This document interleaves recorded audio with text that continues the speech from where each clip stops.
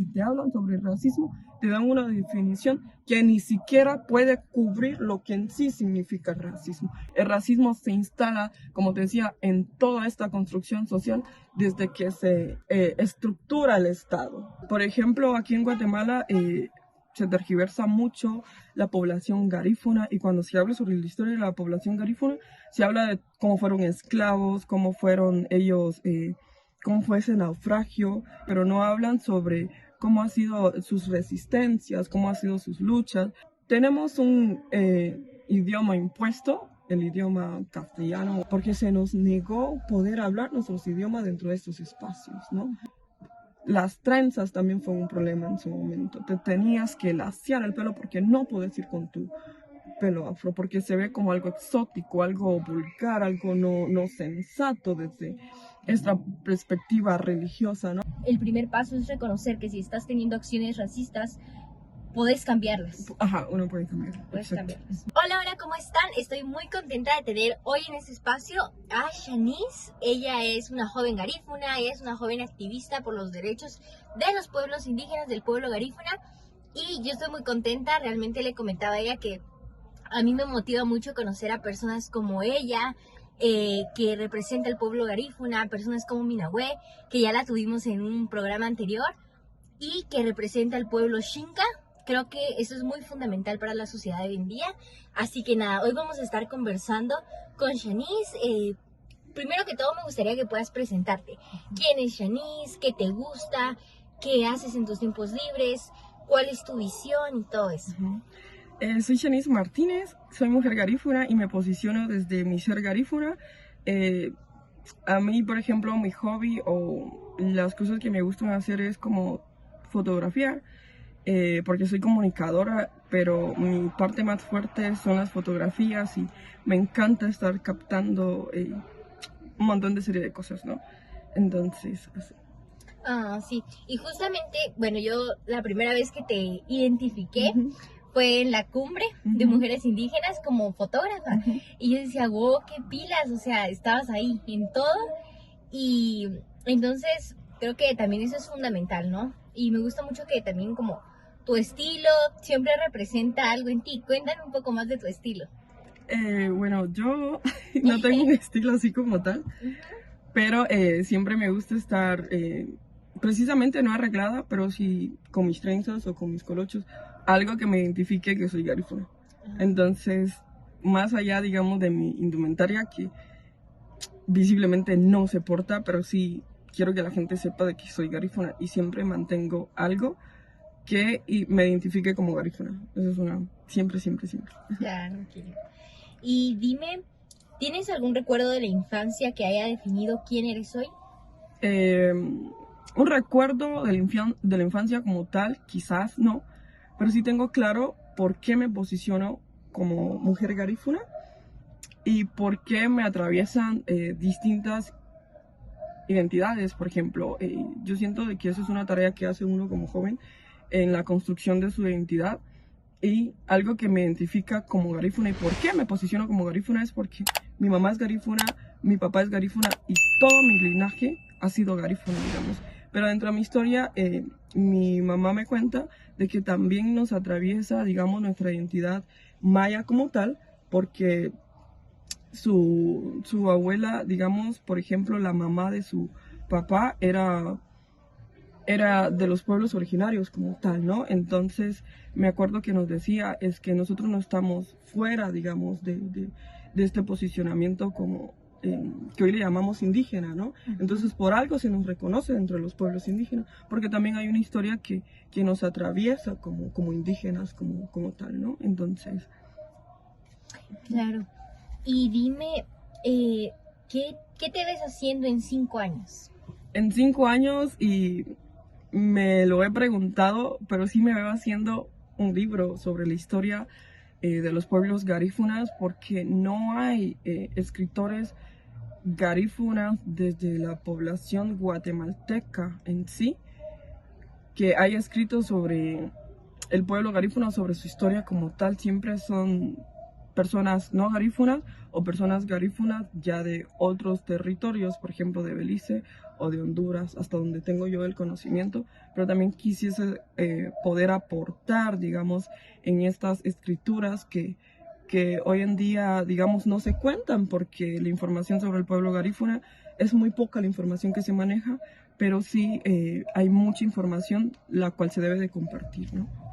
Claro, y justo como tú lo mencionas, compartirlo desde una persona garífuna. Desde una persona garífuna. Porque justamente esto de las historias mal contadas, ¿no? Exacto. Ajá. Y de las historias que se siguen replicando en los centros educativos. ¿Cómo ves tú eso? Por ejemplo, aquí en Guatemala se tergiversa mucho la población garífuna, y cuando se habla sobre la historia de la población garífuna, se habla de todo, digamos, el sufrimiento, cómo fueron esclavos, cómo fueron ellos, cómo fue ese naufragio y cuestiones así, pero no hablan sobre cómo han sido sus resistencias, cómo han sido sus luchas, cómo han sido sus aportes en la construcción, digamos, de esta Guatemala, cómo ha sido, digamos, el pueblo garífuna en sí, digamos, siempre ver esa parte mala, y digamos, no encuentro una explicación porque hoy en día se maneja esa desinformación, ¿no? Y bueno, yo la verdad que sí te insto bastante a que de verdad trabajes en ese libro. A mí me encantaría leerlo. Sí. Y creo que es demasiado necesario. Y bueno, actualmente, ¿cómo ejerces tú cambios positivos para la sociedad?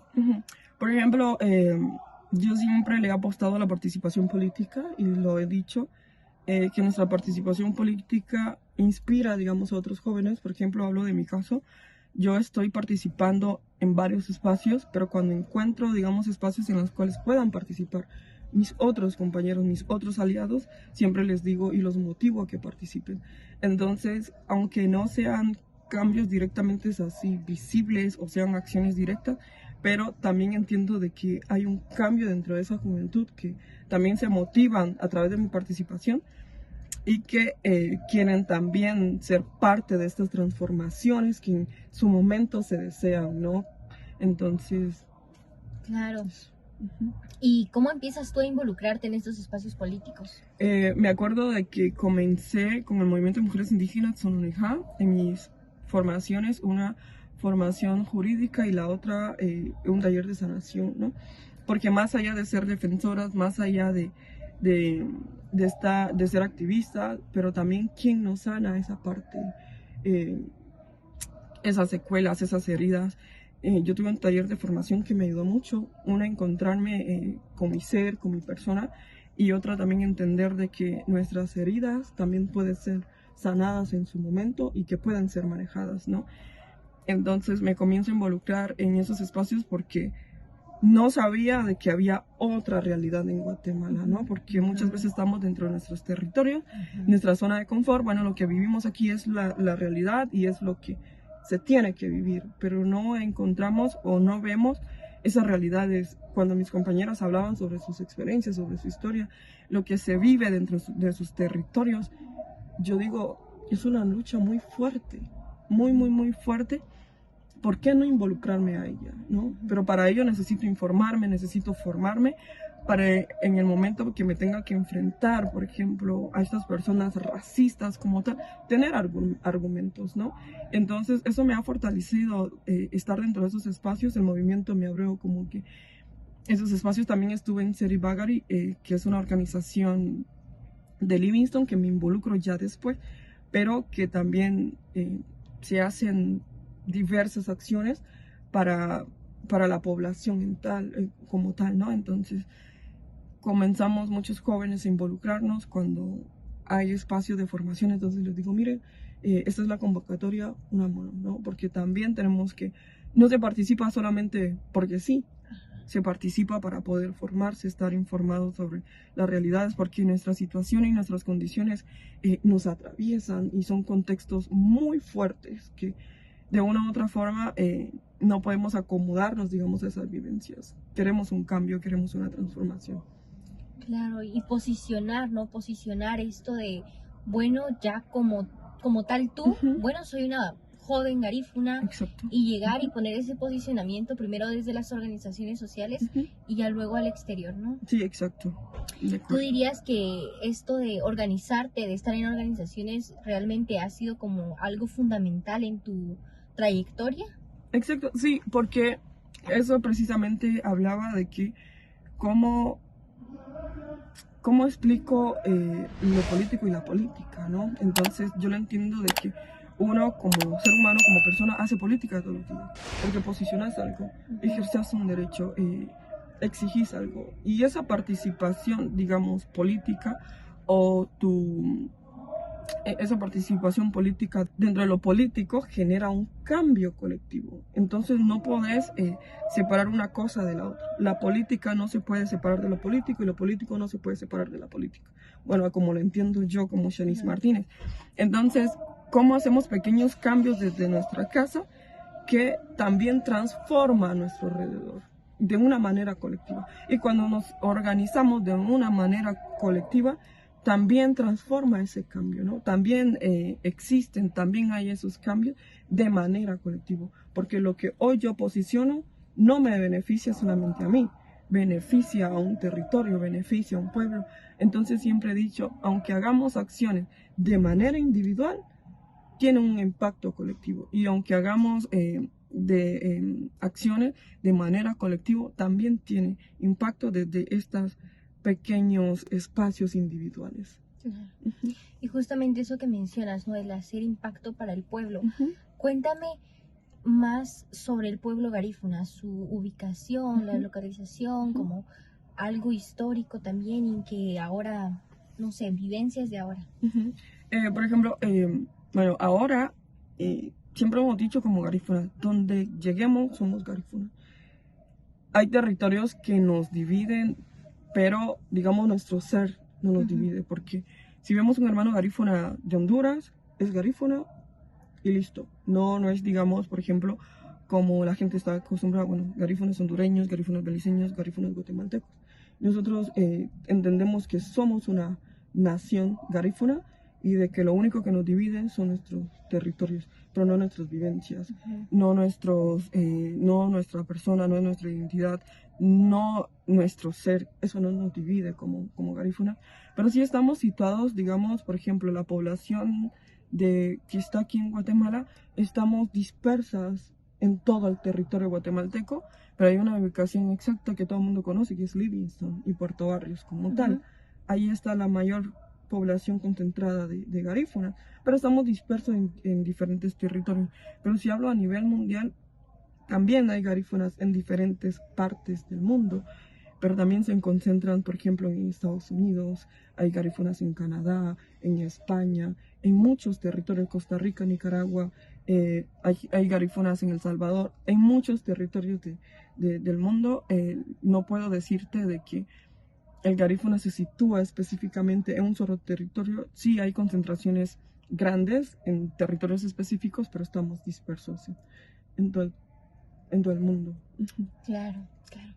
Y dime, ¿el pueblo garífuna aún porta su indumentaria garífuna? Y si es así o ya no, ¿y tú qué perspectiva tienes del por qué?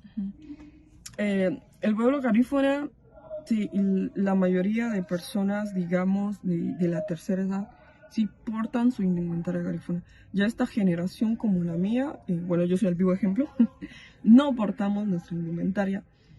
Pero también hay una historia detrás. En mucho tiempo yo decía, bueno, culpa de mi mamá o culpa de mi papá, no hablo el idioma. Sí lo entiendo, pero no hablo el idioma como tal, bueno, en su momento, ¿no? O por qué no porto mi traje, por qué no porto mi indumentaria como tal, porque más allá de un traje es una indumentaria, ¿no? Que tiene una historia y los colores representan algo. Entonces también veía este proceso histórico que mi mamá me cuenta de que se les negó portar su traje dentro de la escuela, dentro de los trabajos. Lo mismo pasa con nuestro idioma, se nos negó, yo viví eso. También viví la parte de la indumentaria, porque en los colegios hay que ir con uniforme. Y reclamar tu derecho como garífuna en su momento no se podía. Entonces, tenemos un idioma impuesto, el idioma castellano o español, como quieran llamarlo, porque se nos negó poder hablar nuestros idiomas dentro de estos espacios, ¿no? Porque cuando hablábamos garífunas con otras amigas, con otras compañeras garífunas, los maestros decían, no, tú no puedes hablar tu idioma aquí, si no te sancionan, si no te dan de baja de la escuela. Era tan fuerte, ¿no? Entonces, ¿cómo podés exigir con simplemente que te nieguen el derecho de poder hablar tu idioma? ¿Cómo podés exigir el derecho de poder portar tu indumentario? Las trenzas también fue un problema en su momento. Te tenías que laciar el pelo porque no podés ir con tu pelo afro, porque se ve como algo exótico, algo vulgar, algo no sensato desde esta perspectiva religiosa, ¿no? Porque yo estuve en un colegio religioso, entonces tenemos que ir de una manera muy sensata, de una manera muy agradable, y siempre nos decían de que nosotros teníamos que representar al colegio, más no nuestra identidad como tal. Claro, es como esto de imponerte una identidad que no sea Que no es mía. Ah, exacto. Ajá.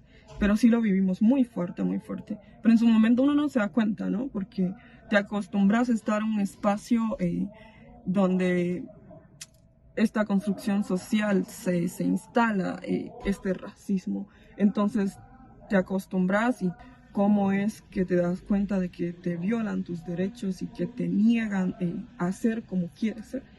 Y te das cuenta de que, bueno, esta gente está mal, que no sos tú quien está mal, claro, ¿no? Sino esta gente. Entonces es muy fuerte. Ajá. Me encanta que hayas mencionado la construcción social, ¿no? O sea, eso es algo real, es lo que está construido, es el sistema, es lo que vivimos, y es al final lo que está privando a la población, a la sociedad, de abrir los ojos y de decir qué es lo que está bien y qué es lo que está mal. Exacto. Claro. Y dime, bueno, la migración interna, ¿no? Digamos, que sucede mucho hoy en día y por varios factores. Cuéntame, ¿tú naciste en la ciudad o migraste? ¿Y a qué edad lo hiciste? Si fue así. Bueno, yo nací en Puerto Barrios, Izabal. Okay. Mi mamá migra a Puerto Barrios. Bueno, es un territorio muy cercano a Livingston. Mi mamá migra a Puerto Barrios porque quería garantizar nuestras condiciones como tal, ¿no? Entonces, cuando voy creciendo, yo siempre tuve vínculo con mi territorio de Livingston. Y de hecho, yo, cuando me hice de donde soy de Livingston. Porque yo me siento, y siempre he dicho, soy parte de Livingston. Porque mi mamá es de Livingston, mi papá es de Livingston, aunque mi papá haya crecido en Belice cierto tiempo, también crece en Puerto Barrios, pero por, como te decía, este proceso histórico que nos obliga a migrar, porque necesitamos garantizar nuestras condiciones, porque acceder a un servicio básico que se supone que el Estado tenga que dar es muy difícil para nosotros como poblaciones indígenas, específicamente como poblaciones garífunas, porque voy a hablar, digamos, desde mí. Entonces mi mamá migra a Puerto Barrios, nosotros crecemos, tenemos ese vínculo en Livingston, siempre íbamos a Livingston todo el tiempo. Mi uso de razón siempre ha sido Livingston como tal. Ya de grande, así como yo estuve viviendo directamente en la capital 2 años, y también la capital está muy idealizada, pero la gente no entiende, o quizás porque como no lo han vivido, de que la capital es una de las ciudades muy racistas que tiene Guatemala. Aquí te hacen recordar, perdón por el término, porque sos negro. ¿Y por qué tenés que sentirte negro, ¿no? Entonces, cuando me vengo aquí a la capital, digamos, a trabajar y todo eso, fue por el trabajo, ¿no? Porque aquí tenía que trabajar y todas estas cuestiones, ¿no? Pero si hablamos de la migración que ha existido dentro de la población garífuna, ese proceso histórico que nos marca y que todo el tiempo hemos migrado, no ha sido desde ahora, no ha sido desde la pandemia. Mucha gente dice, sí, que en la pandemia fue más fuerte. Bueno, sí se visibilizó, pero la migración siempre ha estado.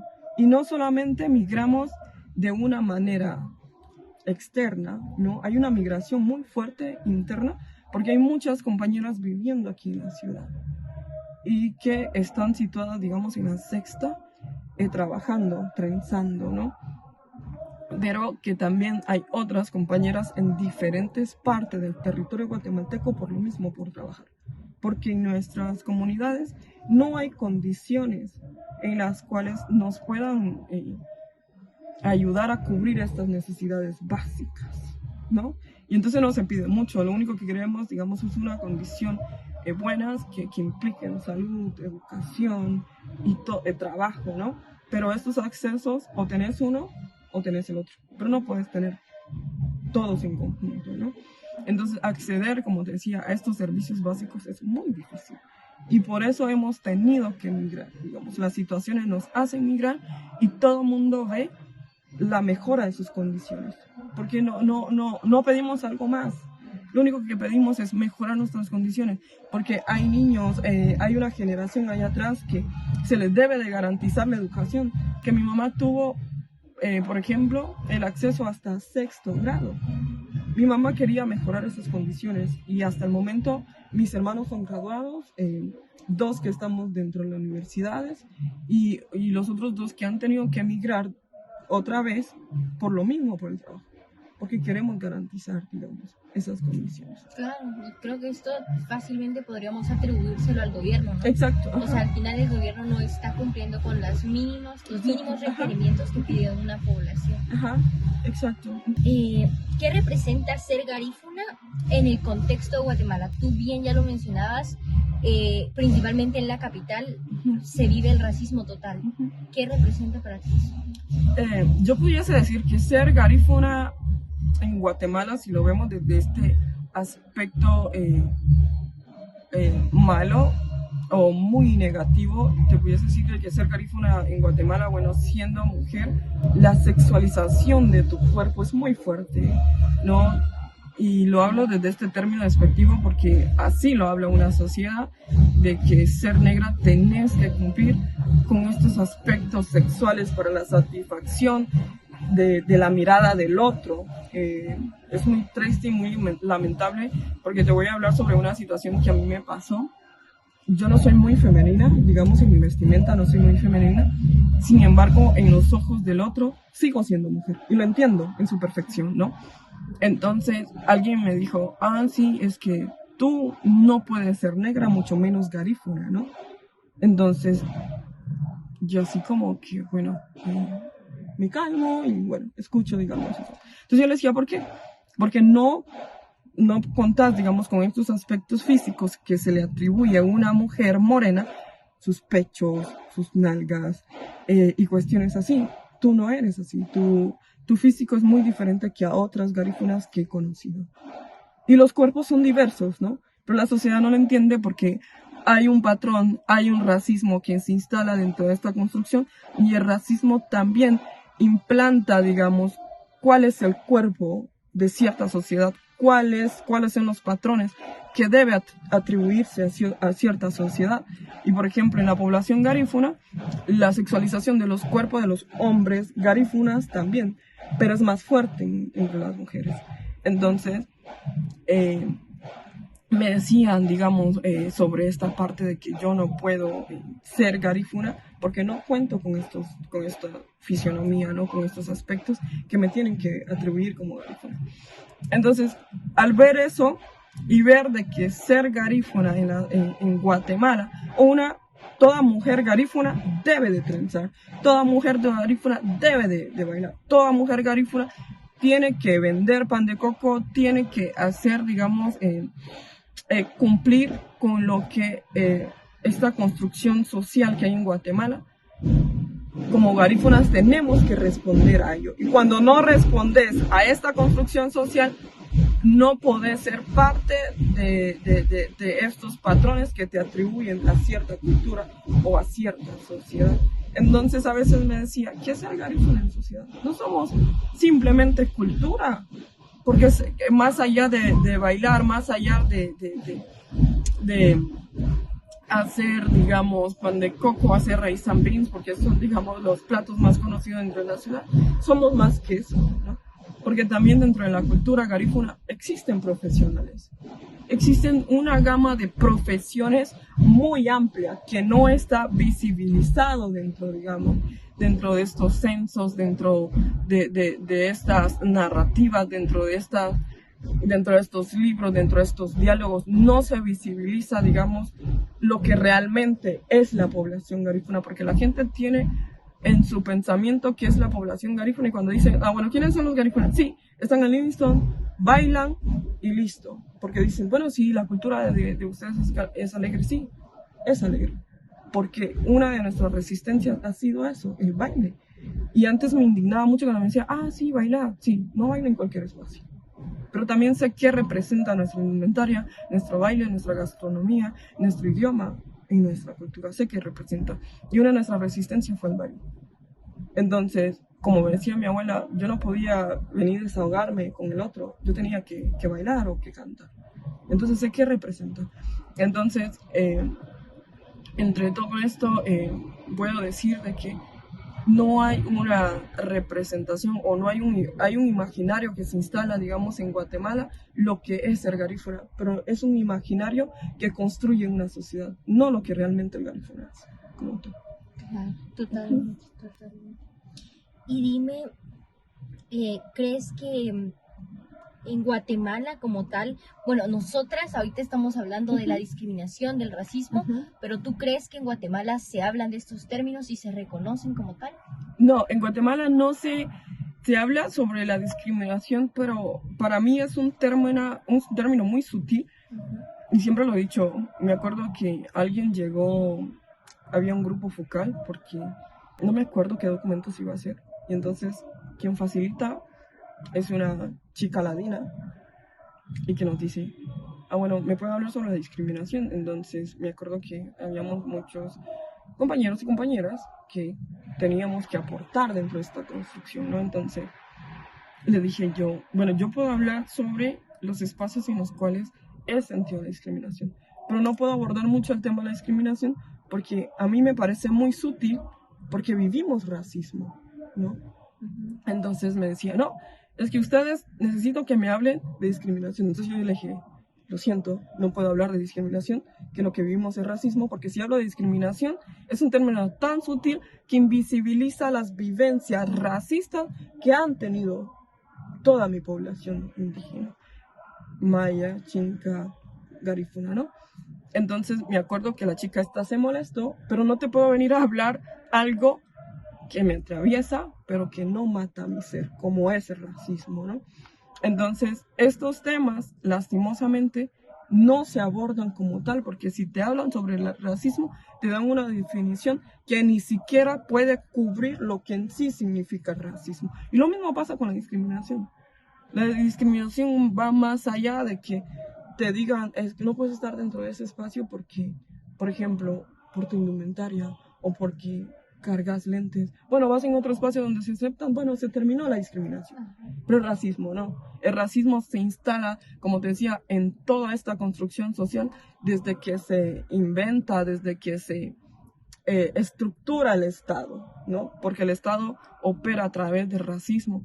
Y no solamente lo digo yo, hay muchas antropólogas, por ejemplo, puedo mencionar a Aura Cumes, María Jacinta, puedo mencionar también al historiador Matías, que también hablan sobre, porque mis formaciones fueron, digamos, estos facilitadores, estos antropólogos, historiadores, que nos hacen analizar qué es el racismo, qué es la discriminación, si en verdad vivimos racismo o vivimos discriminación. Entonces, hacer todo este análisis te hace comprender por qué el Estado opera desde el racismo. Y el racismo es violencia, ¿no? Y el movimiento lo posiciona como tal, que el racismo es violencia, porque el racismo no solamente es que me digan negra, no, están anulando mi ser, ¿no? Porque cuando ves que el problema es el otro por ser, como por ejemplo el Estado, no garantiza, digamos, no crea esos mecanismos para garantizar esos derechos básicos que por ende, que por derecho nos pertenece como poblaciones. Eso es un acto de racismo. Porque, por ejemplo, si no contamos con este sistema de salud que nos garantice, digamos, estas condiciones adecuadas, morimos. Si no nos educamos, seguimos en lo mismo, ¿no? Entonces, más allá de garantizarnos estas condiciones, también entendemos de que hay una intención racista de anularnos, porque somos, como para el Estado, siempre las poblaciones indígenas hemos sido el problema. Entonces, si no cuentan con esas condiciones, bueno, los anulamos, los invisibilizamos, van muriendo. Cada vez en los censos se proyectan también esas intenciones. Cada vez menos es la población garífuna y nos damos cuenta, ¿no? Pero no es una intención de que sí, se hizo bien el censo, no. La intención es de que esto desaparezca para no darles, digamos, el derecho, bueno, entre comillas, que a ellos les pertenece. Justo eso, justo eso. Eso que acabas de mencionar es súper importante. O sea, al final los censos reflejan la poca población y al reflejar la poca población, el Estado simplemente se deja de hacer cargo. Ya deja de hacer cargo, exacto. Y es muy fácil, pues. Claro. Y dime, los factores negativos del contexto social de los que estamos hablando, ¿no? ¿Para ti han sido un obstáculo o lo has visto de otra forma? ¿Cómo ha influido esto en ti como tal? Yo podría decir, bueno, desde mi persona, de que todas esas barreras, todas estas limitantes que nos da ese estado como para poder ser quienes queremos ser, ha sido uno de los mecanismos también que he encontrado como para poder motivarme, ¿no? Para poder estar en estas luchas, porque siempre algo tiene que motivarte como para poder querer hacer cambios, como para poder transformar desde mi contexto como garífuna y preguntarme por qué mi mamá tiene que trenzar, por qué mi mamá tiene que estar viajando por todo el territorio guatemalteco trenzando, ¿no? Y a mi mamá le gusta trenzar, entiendo esa parte, pero ¿por qué no hubieron condiciones para que ella pudiese tener un trabajo formal, por ejemplo? ¿Por qué mi papá tuvo que emigrar? ¿Por qué mis hermanos migran? ¿Por qué, digamos, no tuve un acceso fácil como para poder entrar a la universidad? Porque yo me tardé mucho tiempo en entrar a la universidad, y no porque fallaba los exámenes, no, era porque yo decía, primero tengo que trabajar para poder estudiar. Hasta que un momento dije, bueno, no voy a trabajar, mejor me meto a estudiar. Entonces pude acceder al estudio, pero no tenía condiciones económicas como para poder mantener esos estudios, ¿no? Entonces cuestionarme cómo viven, digamos, la familia, parte de mi mamá, parte de mi papá, cuestionarme todas estas situaciones para poder entender por qué estamos en la situación en la cual nos encontramos, me motivó a estar en estos espacios, ¿no? ¿Por qué nuestra lucha diaria? Y en su momento yo decía, sí, estamos luchando, pero ¿cuándo vamos a dejar de luchar? Y esta lucha es interminable. Y aunque se ve incansable, pero hay acciones que hoy estamos haciendo que de una u otra forma va a beneficiar a esta generación que viene. Por ejemplo, mis sobrinos me decían, tía, yo soy garífuna, ¿verdad? Sí. Pero me decía, ¿por qué soy garífuna? Entonces yo le decía, va a haber un proceso en el cual está la construcción de tu identidad. Y dentro de la construcción de tu identidad vas a saber cuáles identidades te atraviesan, ¿no? Entonces, ver esta motivación en la cual decir, bueno, cuestioné mis vivencias, cuestioné las personas que me rodean, eso me motiva a participar. Eso me motiva a querer generar cambios, porque entiendo que aunque no tenga hijos, están mis sobrinos. Y está toda esta generación que está atrás, que sigue estudiando, que en la escuela no se le habla cuáles van a ser sus realidades más adelante, porque más allá de estudiar, por el simple hecho de ser como eres, no te van a dar trabajo. Aunque tengas 5 títulos, aunque no te van a dar un trabajo como tal, ¿no?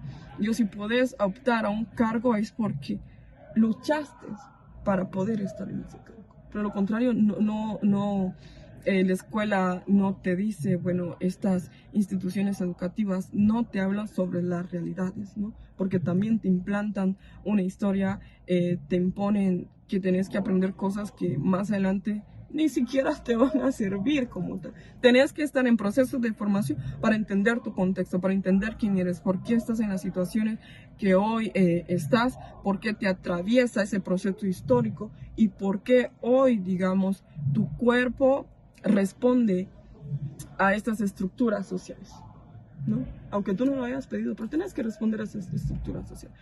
Entonces, ver, digamos, esas situaciones, como decía, me hacen motivarme a estar dentro de ese espacio. Sí, yo sé que hay limitantes, hay barreras, y lo veo de una forma así negativa porque no nos ayudó como a tener las condiciones que nosotros queremos o queríamos en su momento, pero también entendemos de que todo esto que hoy se construye desde nuestros pueblos, mañana beneficia a esta generación que viene. Entonces, bueno, sí hay un estado racista como tal, pero está en la lucha de los pueblos. Estamos nosotros que continuamos con esta lucha, estamos queriendo y anhelamos un cambio porque, como decimos, no exigimos mucho, ¿no? Pero queremos esta construcción desde nuestras miradas, desde nuestro sentir como pueblos, porque, como decía, se nos implantó un sistema, se nos impuso un sistema que no es el nuestro, porque nadie nos preguntó cómo vemos por ejemplo, con este término muy populista, el desarrollo. Ni la misma gente sabe qué es el desarrollo. Por ejemplo, es cómo se instala también este término sobre el éxito. Nadie nos dice, nadie nos explica o nadie nos pregunta cómo vemos el éxito, cómo vemos el desarrollo, ¿no? Porque, por ejemplo, una vez le dije a alguien, sí, es que para mí el éxito fue de que en aquel momento no tenía trabajo y hoy tengo trabajo. Para mí eso es un éxito. Pero la gente no lo ve, digamos, de esta forma. Porque no se pregunta, ¿no? Entonces, eso. Claro, ese éxito, ese desarrollo al final es como un término muy colonial, ¿no? Exacto. Y una visión muy capitalista también. Claro. Claro, ya olvidando la cosmovisión de los propios pueblos. Exacto, ajá. Anulando todo, de verdad. Ajá. Sí, y justamente tú mencionabas esto de en los centros educativos no se menciona, en los centros educativos no se habla de esto. Y si se habla de esto en las universidades, en la academia, se habla de una forma totalmente tergiversada. Tergiversada, completamente. O sea, totalmente de algo que al final te hace más desconocer tu propio país, y principalmente en la ciudad. Si te hablan de esto en la universidad, te hace más pensar que esto es algo del pasado y que esto es algo que ya no existe. Ajá, y que es normal. Y por ejemplo, yo siempre he dicho, al sistema no le conviene, por ejemplo, hablar de racismo. Sí, de discriminación sí, porque está tipificado, ¿no? Pero está tipificado de una manera sutil, porque si sos racista, pagas, digamos, una miserable cantidad y dejas de ser discriminadora, dejas de ser racista. Porque en el momento que se tipifique el racismo como tal, las primeras estructuras que caen es el sistema. Entonces no les conviene, porque si se cae el sistema, no les conviene, porque a quienes van a dominar, a quienes van a racializar, a quienes van a discriminar, porque como te decía, el sistema funciona y opera a través del racismo, porque no podemos separar el sistema de la violencia, no se puede separar, ni podemos separar el sistema del racismo, y por eso decimos que el racismo es violencia, no se pueden separar, digamos, estas partes como tal, porque así opera y así funciona el sistema. Justamente.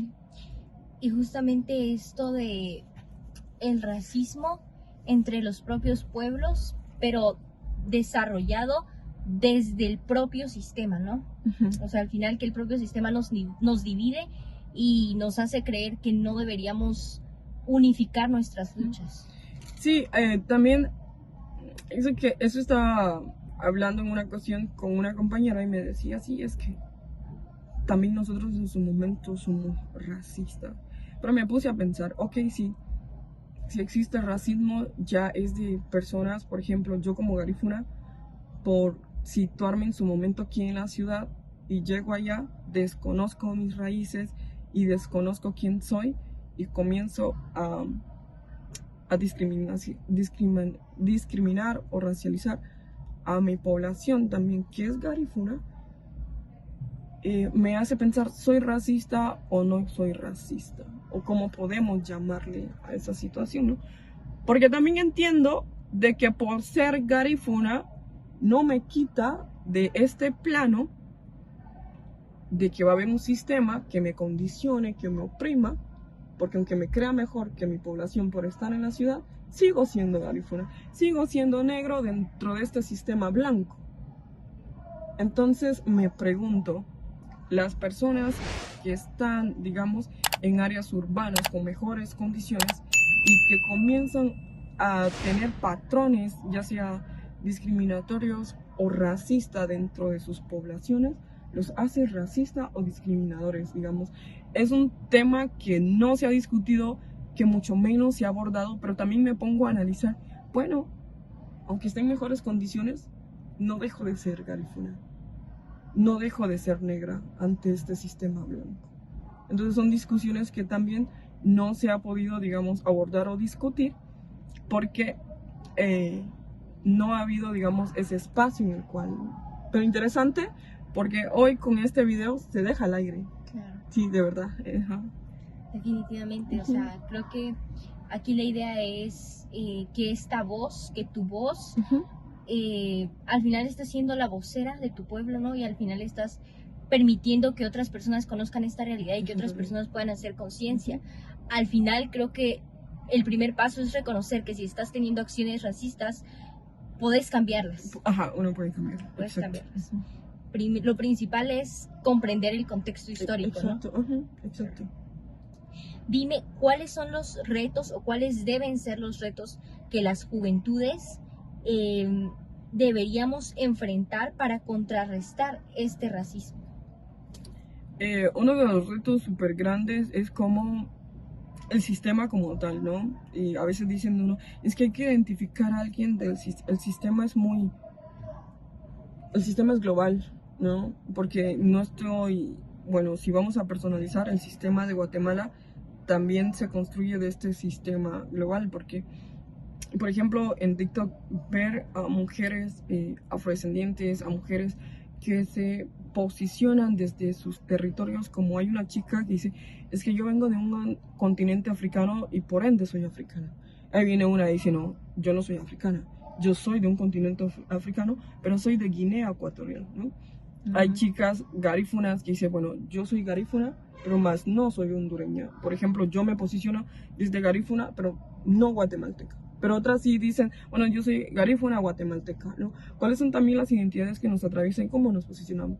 Pero son mujeres que de una u otra forma hablan sobre este término racista. Y de que estas redes sociales también se construyen desde este pensamiento racista. Por ejemplo, la inteligencia artificial también se construye desde ese pensamiento racista porque son, digamos, herramientas o son redes sociales que lo programan y que los inventan gente con pensamientos blancos. Entonces, es muy fuerte, digamos, estas barreras y estos obstáculos a los cuales nos tenemos que enfrentar porque entre más van cambiando, entre más van innovando, digamos, el mundo, más se instaura estos pensamientos racistas, ¿no? Y como te digo, el racismo es muy amplio, pero no deja de ser racismo, porque escuchaba que alguien decía, es que el microracismo, y comienzan a ponerle como estos pequeños términos al racismo para hacerlos más sutiles, pero el racismo no deja de ser racismo. Y es lo que siempre he querido, digamos, que la gente tenga claro, que el racismo no deja de ser racismo. Y el racismo es tan sutil, porque por ejemplo por las redes sociales, en TikTok, y yo hablaba mucho esto, de cómo esta inteligencia artificial se instaura desde este pensamiento racista, porque cuando hay un filtro en el cual te dice que tenés, cuáles van a ser tus condiciones o cuáles condiciones te mereces, dependiendo tu aspecto físico, ¿no? Entonces me acuerdo que lo utilicé, pero no lo subí a redes sociales, lo utilicé, y mis condiciones eran, las condiciones que yo me merecía, eran condiciones precarias en su totalidad. me merecía una casa como las tribus, como se construyeron en aquel momento las tribus africanas, estas que están hechas de caña brava y cuestiones así, ¿no? Entonces, en estas condiciones, entonces, alguien en las redes sociales también viraliza este filtro, pero es una persona blanca y le da mejores condiciones. Entonces, todas estas personas morenas que en su momento probaron este filtro, las mismas condiciones nos tiró, en condiciones precarias, y personas blancas en condiciones totalmente, entre comillas, humanas, ¿no? Entonces yo decía, bueno, y la gente lo toma como chiste. ¿Cómo el racismo puede ser tan sutil y se mete, digamos, dentro de nuestra sociedad y nosotros lo vemos normal? Porque si en la calle, bueno, hace poco mi mamá está trenzando aquí en el hipódromo y ella había estado ahí, no me acuerdo qué día, pero estuvo. Y la cosa está que me dice, llegaste ahí. Bueno, llegué con ella porque a mí me gusta acompañar a mi mamá cuando se va a trenzar, ¿no? Pero a ella no le gusta, ¿no? Pero cuando hay espacio en el cual estamos en el mismo territorio, en el mismo lugar, siempre estoy con ella. Entonces pasó un señor blanco y nos dice, adiós Livingston. Y mi mamá le dice, mire, con todo respeto, nuestro nombre no es Livingston. Porque si usted quisiera ser tan amable y saber de nosotros, de primero pregunte, una, de qué territorio somos, y otra, nuestro nombre. Claro. Porque si yo le digo adiós Guatemala, no le va a gustar. No le va a gustar. Y entonces dijo una vulgaridad, y yo le contesté con otra vulgaridad, para ser honesto, y después nos quedamos pensando, bueno, ¿qué cosas más nos tenemos que enfrentar? ¿Cómo se educa esta gente? ¿No? Entonces, es una situación en la cual nuestras luchas, nuestras formas, nuestras herramientas que hemos utilizado como resistencia es lo que nos ha ayudado a enfrentar todas estas barreras. Y es muy complejo porque no puedo decirles hoy aquí a cámara cómo podemos enfrentar el racismo, porque cada quien crea, cada pueblo se estructura, cada pueblo se organiza de cómo tener estas herramientas como para poder enfrentar ese gran monstruo como tal, ¿no? Entonces, es muy complejo. Totalmente. Esto realmente visibiliza todo eso, ¿no? Sí, exacto. Bueno, dime, ¿qué significa para ti una mejor sociedad? Para mí una mejor sociedad sería garantizar nuestras condiciones. Yo digo, yo tengo la esperanza que el día de mañana, por ejemplo, estas juventudes que están en el territorio de Livingston, que tienen que trasladarse todo el tiempo a Puerto Barrios como para poder buscar una mejor educación, puedan, por ejemplo, contar que desde las instalaciones o desde las oficinas de la municipalidad puedan garantizarles este transporte de una manera gratuita, porque hablar sobre educación no solamente es llegar a la escuela, sentarse y recibir clases, ¿no? También las escuelas en mejores condiciones, que haya un maestro de calidad, que se les garanticen, digamos, ese traslado para los que estamos en territorios muy lejanos, por ejemplo, que se le garanticen esas condiciones. También hablar, digamos, desde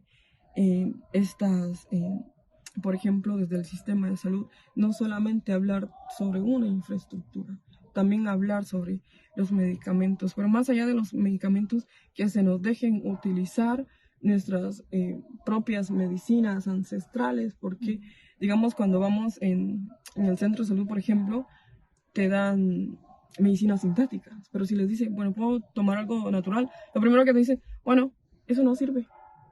Eso no te garantiza nada. Y sabemos de que nuestros pueblos han existido y siguen existiendo por nuestras plantas medicinales.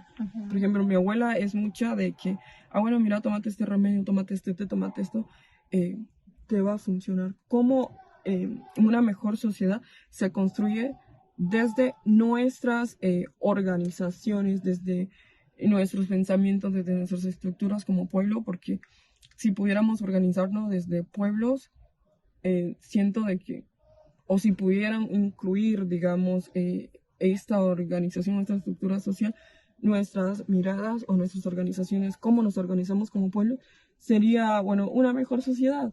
porque sabemos muy bien de que no se nos está imponiendo las cosas que hoy en su momento se nos imponen.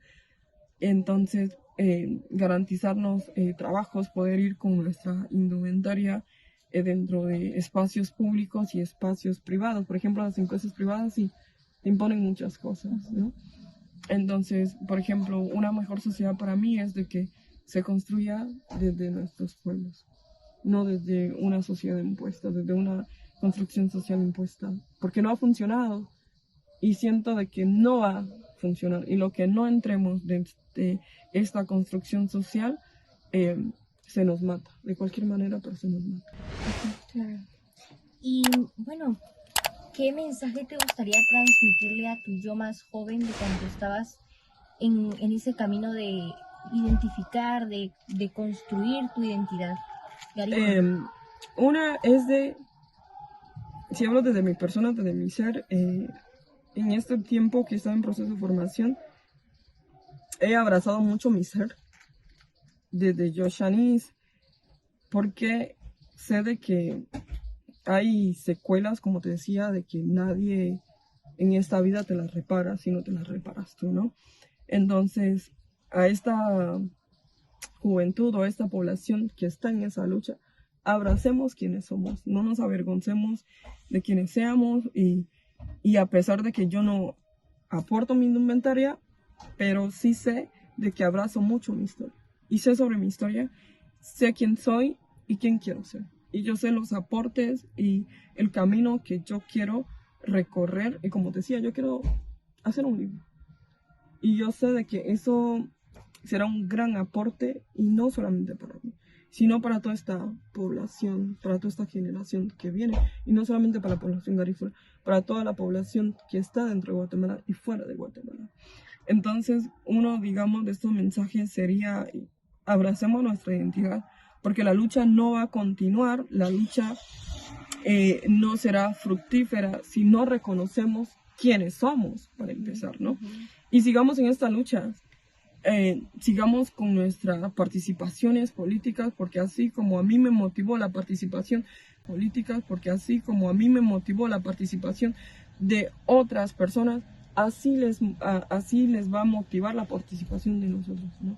Entonces, porque hay una generación también que se les tiene que hacer saber sobre esta realidad, sobre lo que atravesamos, cuál es nuestro contexto, y así no estamos conscientes de nuestro contexto y del contexto que viven otras poblaciones, no vamos ni siquiera a pensar sobre esos cambios. Entonces, sigamos cuestionando más que todo este sistema, sigamos cuestionando nuestras condiciones, porque también eso nos va como que despertar y decir, bueno, ¿será que es lo que quiero para mí o es lo que quiero para esa generación? Entonces, yo digo de que, bueno, la participación política ha tenido un gran impacto dentro de nuestra forma de organizarnos dentro de nuestras poblaciones, porque también nos da como que otras miradas para seguir en esa lucha. Claro. Bueno, y más recientemente hemos estado conviviendo gracias al programa de Agentes de Cambio, y que justamente como tú lo dices, ¿no? El proceso de autoformarnos, formarnos y formarnos colectivamente, que creo que al final esto ha sido como de las cosas más importantes, el poder aprender de ti, el poder, el aprender de cada una de las personas que nos sentamos ahí, conversamos y cuestionamos la realidad social, ¿no? Dime, ¿qué ha representado este programa de Agentes de Cambio para ti? Ese punto también quería tocarlo. Yo agradezco mucho al espacio de Agentes de Cambio, porque pudo incluir en este espacio de formación política a diferentes, digamos, es un grupo diverso en la cual está la población maya, está la población garífuna y otras identidades en las cuales nuestros compañeros se posicionan. Entonces, hasta el momento, bueno, no hay una población chinca, bueno, en el programa, pero yo sé que en el siguiente pueda de que estén los 3 pueblos considerados indígenas aquí en Guatemala y todo este pueblo, digamos, que se posicionan y se identifican como ellos quieren identificarse. Agradezco mucho ese espacio porque, digamos, hasta el momento, todos estos talleres con diferentes temas y temas muy puntuales que son temas que de una u otra forma o desconocemos o conocemos, ¿no? Pero que son tan interesantes porque nos da otras miradas. Y escuchar a estos facilitadores que han aportado a esta construcción de nuestros conocimientos, que han fortalecido, digamos, estas partes, agradezco mucho porque hay temas en los cuales pensé que nunca se iban a abordar o temas que nunca se iban a discutir. Y cómo nos han dado esta apertura y nos ha dado como esta libertad de expresarnos, porque en su momento en el tema de feminismo pude decir de que yo apoyo mucho a las luchas de las mujeres sobre los derechos y reivindicar de los derechos de las mujeres, pero no me considero feminista como tal, y poder ver la apertura, digamos, de esa generación que no fue una manera de que, bueno, voy a discutir o voy a cuestionarte por qué no te posicionas como feminista si defiendes los derechos de las mujeres. No, al contrario, cómo nos abrazamos entre nosotros desde nuestras palabras, desde nuestras experiencias, y decir, sí, yo acepto tu punto de vista, acepto tus condiciones y entiendo que no son iguales a las mías, nuestras luchas son diferentes, pero también nos une algo, ¿no? Y esta cuestión de seguir posicionando nuestros derechos como mujeres, ¿no? Entonces, poder ver de que agentes de cambio nos ha brindado y nos ha dado esa apertura y esa confianza de poder expresarnos desde cómo vemos las cosas o desde cómo la hemos vivido, y no se nos ha limitado, y yo siento que ha sido una también de las herramientas que nos ha ayudado a nosotros como jóvenes a poder expresarnos, a poder, digamos, manifestar lo que sentimos, y nos sentimos bien cómodos en el sentido de que sabemos que si nos expresamos no va a haber alguien que nos juzgue, no va a haber alguien que nos condicione o nos diga, mira, lo que estás pensando está mal. No, al contrario, aunque nuestras opiniones sean muy distintas, como jóvenes nos hemos complementado más allá de ver esta visión individualista, ¿no? Porque así se nos ha acostumbrado a lo que decimos y lo que pensamos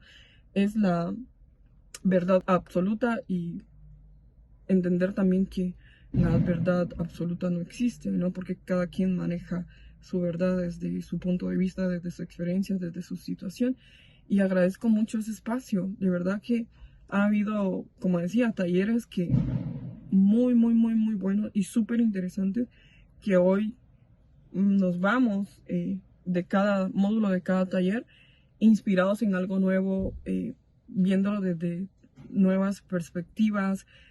También han nacido esos sueños, esta apuesta política que se ha vuelto más fuerte, y nuestra incidencia política, porque hoy queremos en cada taller siempre vamos con la mentalidad de poder generar el cambio y estar comprometidos con estos cambios, con estas transformaciones. Y yo sé que como jóvenes queremos comernos el mundo, ¿no? Y querer hacer miles de cosas, pero también entendemos de que hay barreras, hay limitantes que nos condicionan a querer estos cambios, pero que también nuestras pequeñas participaciones, nuestros pequeños aportes generan estos cambios. Sí. Gracias, gracias. Sí, muchas gracias. Y ya quizá un último mensaje para esta población joven que aún no conoce el contexto histórico de los pueblos indígenas. Seguir adentrándonos desde nuestros espacios, seguir participando en organizaciones que, se los juro, ayuda muchísimo, porque lo que te enseñan en los espacios de formaciones no te lo va a enseñar una universidad, una escuela, no te lo va a enseñar, digamos, dentro de esos espacios públicos, gubernamentales, no te lo van a enseñar ahí. Y poder entender el contexto, las situaciones y condiciones de otros pueblos, de otras mujeres, de otras personas y de la población garífuna, te va a ayudar, digamos, a entender por qué sus situaciones, por qué sus contextos. Entonces, es muy importante conocer la historia de cada uno de los pueblos para no estar manejando información que no es verídica, porque cuando nos hacen preguntas sobre informaciones que realmente son absurdas, porque me ha pasado, de verdad nos hacen sentir mal, porque decimos, bueno, tanta desinformación hay, ¿por qué la gente no se cuestiona si es real o no es real? Porque también solamente con una información sabemos de que es absurdo o no es real, ¿no? Entonces, seguir conociendo nuestras historias y sabrán de que somos más que cultura, eso se los apuesto. Entonces, más allá de la historia que ha vendido Guatemala, hay una historia real desde nuestros pueblos. Y les invito a todos, a todas, a todos que podamos conocer desde nosotros mismos. Muchas gracias. Y no, pues yo en realidad agradezco mucho tu apertura, agradezco Gracias mucho a ti. la forma en la que nos cuentas tu historia, tus experiencias, y también invito a la población para tomar empatía y tomar respeto por las historias de cada persona, y principalmente tomar la iniciativa de conocer estos contextos históricos. Así que nada, en realidad te agradezco demasiado por esta. Y yo agradezco mucho por este espacio porque hoy se escucha la voz de Shanice Martínez, mujer garífuna, y el día de mañana espero de que otras compañeras en este mismo espacio puedan también alzar sus voces y que puedan ser escuchadas. Y gracias porque, como te decía, ¿quién nos entrevista, no? Y quién quiere escuchar nuestras voces, pero también sabemos de que hay personas como tú, que agradezco mucho el hecho de que te motive y te interese saber sobre nosotros como garífuna, porque son pocas las personas que quieran saber sobre nosotros, y de verdad gracias, mil gracias. Y como decíamos, nos une el espacio de agentes de cambio, pero también sé que en su momento vamos a compartir otros espacios y seguimos construyendo como pueblos, ¿no? Y como mujeres, y agradezco mucho el hecho de poder estar aquí. Oh, gracias a ti. Y por último, te traje un pequeño presente que me encanta porque combina mucho con tu estilo de hoy. ¿En serio? Sí, mira. ¡Gracias! Ay, tan precioso. Me encanta, de verdad. Yo soy amante, digamos, de las artesanías, de las cuestiones hechas a mano, por ejemplo. Sí.